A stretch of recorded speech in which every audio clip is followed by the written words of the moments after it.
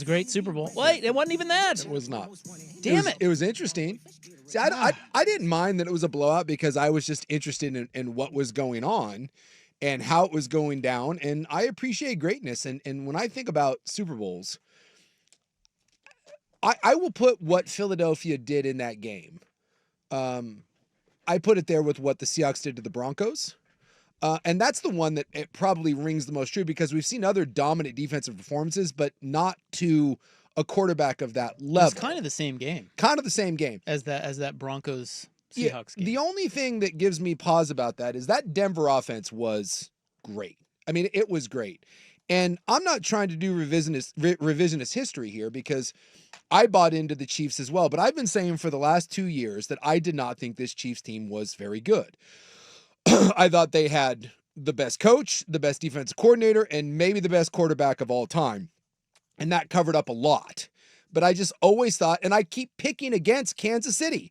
I was like, dude, there are too many holes on this roster, and eventually the dam is going to burst. And it isn't. And so you got to that point, and we were going to this game, and I've said time and time again the 2 weeks leading up to it, Philadelphia is better than they are at every position -1. And I said, it's fascinating that we still all believe, and myself included, that Andy Reid, Spags, and Patrick Mahomes were going to be enough, even though every other position group, there was an advantage, and some of them a significant advantage in Philadelphia. And so then to see that illusion of Kansas City winning in the margins, to see that absolutely just torn asunder before you and laid bare, I was fascinated by it. And I actually went back and watched it from the all-22 standpoint because, again, I just thought it was really interesting to see a Kansas City team that I kept waiting for a defense to tear them apart like that. And then I really started to – it was almost like there's the Mike Tyson myth, right? Like no one can do this, even though it looks on paper. Wait. Didn't Tampa do that? Well, Tampa did it a couple years ago, but that was when this injuries had riddled them. They were playing with three I guess that's true. And by the way, can I also point out in that game, because I've seen people bring that up, if you go back and watch that Super Bowl, and you want this is the hottest take I'll have all day. That Super Bowl where they got their ass kicked by Tampa Bay, that was the best game I've ever seen Patrick Mahomes play. Patrick Mahomes single-handedly kept them in that game for a point and was doing things in that game. I've never seen one guy play against an entire defense and feel like he could still make it competitive. Now, eventually the dam burst and they got blown out and he didn't have a chance. But to see this, and I know there was problems, we can talk about the left side of the line, but that's so Kansas City has tried multiple times to find a left tackle and they couldn't do it. And so they just bumped their all-pro left guard out. And in the playoffs, he had been lights out. And you're like, only the Kansas City Chiefs can take that and just do it. And it's like, oh, it's no big deal, right? Everything that seemingly should derail the Chiefs never does. And so you just build up this invincibility where you're like, it doesn't matter. They will find a way. They will find a way. They'll be down 10. It doesn't matter. They've been down 10 in every Super Bowl they've played, and it doesn't matter. They just find a way to come back. And yet this one, there was no way to come back. This was a Seattle Seahawks, I'm going to put my foot on your balls and make you believe it. Whoa. And that thing was over. I don't know if you ever, I agree with you. I mean, I don't, games all have different feels. Yeah. You could have 3 24-0 games and they could all have a very different feel about what might happen in the second half. That one was like, if you were just paying attention at all, you're like, dude, this game, I don't even need to watch the second half. Yeah.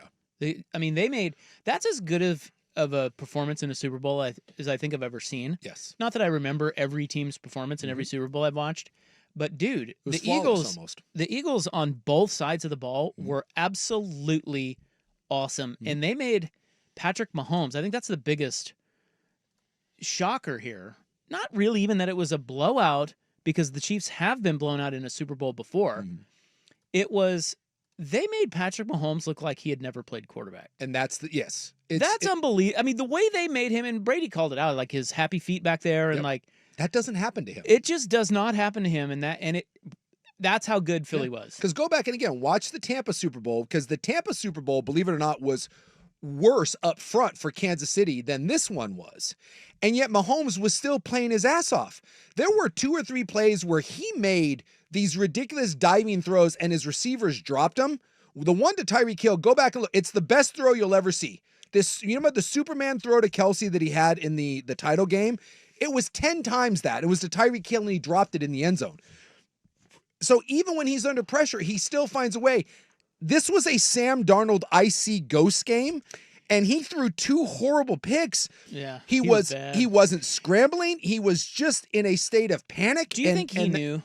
Because I feel like if you're watching tape for 2 weeks, getting ready for that, yeah, surely he knew he was in. I mean, like, what does a quarterback go into that thinking? Like, oh, I'm the greatest and I can beat anybody? Probably. Yeah. But on tape, come on, man. He knows his offensive line. He knows that Eagles defensive line. He had to have been looking at that going, oh, crap. Well, it's weird because Philly has been good all year.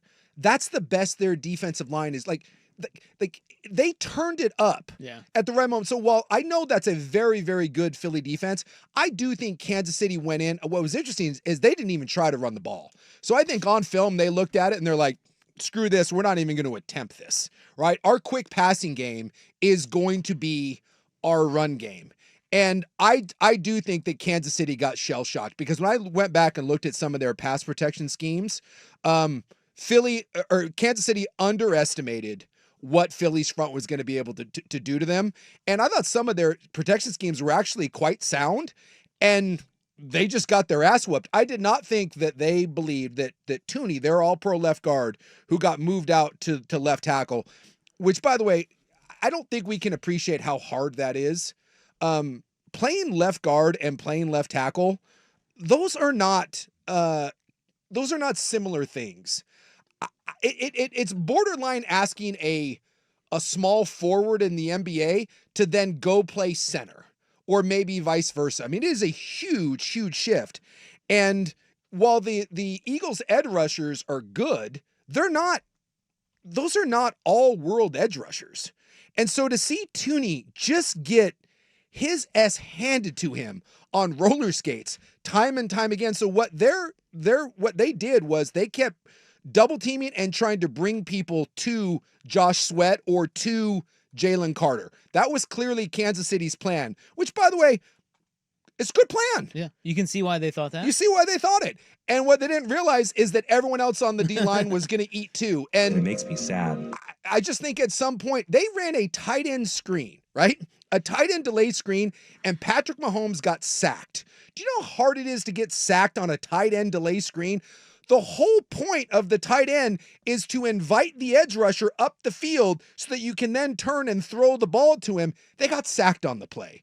I mean, it just... That was just an absolute... No chance. No, there's just no chance. It was just a meltdown. And this is the universal truth. We saw it when Tom Brady lost twice to Eli Manning, right?